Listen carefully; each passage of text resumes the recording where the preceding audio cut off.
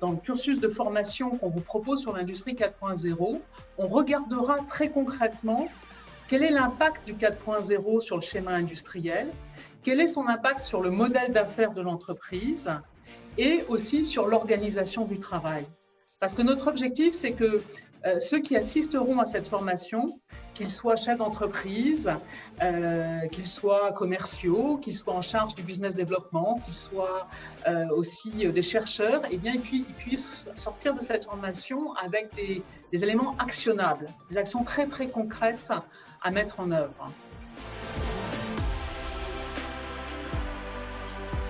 La caractéristique de notre approche avec Jean-Daniel, c'est le terrain. C'est le terrain et c'est expérimenté.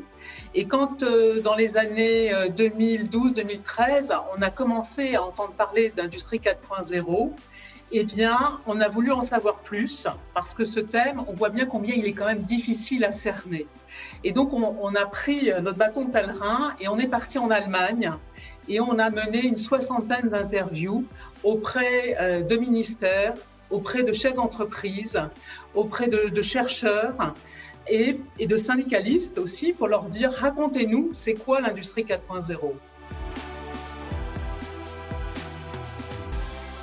On va retrouver ces formes qu'on peut discerner aussi bien sur le terrain en Allemagne qu'en France, à savoir des logiques plutôt, ce qu'on appelle nous d'hyper-automatisation, où on va pousser encore plus loin l'automatisation grâce aux technologies du 4.0. On va avoir des modèles de ce qu'on appelle modularité adaptative, d'entreprises qui vont gérer la diversité de leurs produits grâce au 4.0 et réussir à produire des millions de variantes de leurs produits.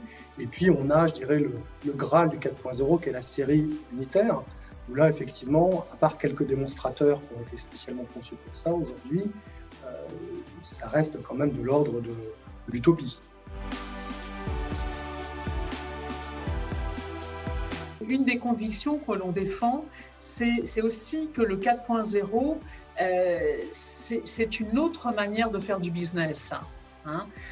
C'est pas seulement une dimension technologique, c'est aussi une révolution stratégique, le 4.0, qui amène à repenser sa chaîne de valeur du fait de la continuité numérique entre le fournisseur et les clients.